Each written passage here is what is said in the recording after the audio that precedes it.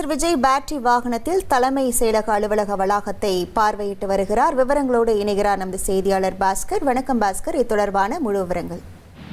இந்த Saint George கோட்டை மதராசப்பட்டினத்தை நிர்வகித்த வேங்கடப்ப நாயக்கர் என்பவரிடமிருந்தான் ஆங்கிலேயர்கள் இந்த நிலத்தை வாங்கியதாக கூறப்படுகிறது. இந்த இடத்துல தான் ஆங்கிலேயருடைய பிரான்சிஸ் டே என்பவர் 1639 முதல் 40 புனித ஜார்ஜ் கோட்டையை கட்டினார். புனித ஜார்ஜ் தினத்தன்று இந்த கோட்டை கட்டப்பட்டதால் இப்பெயர் பெற்றது. தற்போது தமிழக முதலமைச்சர் இந்த புனித ஜார்ஜ் கோட்டை வளாகத்தை முழுவதுமாக பார்வையிட்ட பிறகு நாமக்கல் கவிஞர் மாளிகை நோக்கி சென்று கொண்டிருக்கக்கூடிய காட்சிகளை தான் ஒளிப்பதிவாளர்கள் பதிவு செய்கிறார்கள். அரசு பணியாளர்கள், ஒப்பந்த பணியாளர்கள்லாம் ஒரு 5000 பேர் இங்கு குழும்பிருக்கக்கூடிய காட்சிகளை பார்க்க முடிகிறது. முதலமைச்சருக்கு உற்சாக வரவேற்பு அளிக்கக்கூடிய வகையில தொடர்ந்து காட்சிகள் பதிவு செய்யப்பட்டு வருகிறது. தமிழ்நாட்டினுடைய தலைமைச் செயலகத்தினுடைய சட்டப்பேரவை அலுவலகமும் அமைச்சர்களுடைய அலுவலகமும் இந்த கோட்டையில தான் செயல்பட்டு வருகிறது. 3 முக்கிய கட்டிடங்கள் இருக்கிறது. புனித மேரி கிறிஸ்துவ ஆலயம், கிளைவ் மாளிகை, இந்த கோட்டை அருங்காட்சியகம் எல்லாம் இந்த வளாகத்துல இருக்கிறது.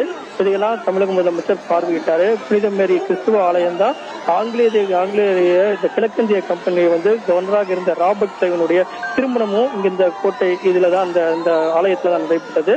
கோட்டை அருங்காட்சியகம் ஒன்று உள்ள இருக்கிறது. ஆங்கிலேயர் பயன்படுத்திய துப்பாக்கிகள், ஆயுதங்கள்லாம் அங்கு காட்சிப்படுத்தப்பட்டிருக்கிறது. இந்தியா சுதந்திரமிருந்து இந்த கோட்டையில ஏற்றப்பட்ட தேசிய கொடி பாதுகாப்பாக இந்த அருங்காட்சியகத்தில் வைக்கப்பட்டிருக்கிறது. புனித செயின்ட் ஜார்ஜ் கோட்டை கூடிய அருங்காட்சியகத்துக்கு பல வரலாறு சான்றிதழ்களாக இதுல வைக்கப்பட்டிருக்கிறது. இந்த முழுவதுமான இந்த தலைமைச் செயலகத்துடைய அனைத்து பகுதிக்கும் முதலமைச்சர் விஜய் அவர்கள் செல்லக்கூடிய காட்சிகளாக பார்க்கும் போது இங்க இருக்கக்கூடியவர்களுக்கு ஒரு உற்சாகம், அதே நேரத்துல மிகுந்த ஒரு வியக்கத்தக்க ஒரு காட்சிகளாகவே அவர்களை பார்த்துட்டு இருக்காங்க. ஏன்னா இந்த பகுதிக்கு ராணுவ தடை செய்யப்பட்ட பகுதி, பாதுகாக்கப்பட்ட பகுதிக்கு யாரும் உள்ளே அனுமதிக்கப்பட மாட்டாங்க. பொதுமக்கள் எல்லாம் தமிழக முதலமைச்சர் இந்த பகுதிக்கு என்னென்னலாம் இருக்கு அப்படிங்கறத பார்வையிடணும் அப்படின்னு சொல்லி அதிகாரிகிட்ட சொன்ன போது அனைத்து பகுதிகளுக்குமே தமிழக முதலமைச்சர் செல்லும் போது இங்க இருக்கக்கூடிய அரசு பணியாளர்கள், ஒப்பந்த பணியாளர்கள் உடனே அவங்க அந்த பேட்டரி வாகனத்தை பின்தொடர்ந்தாங்க.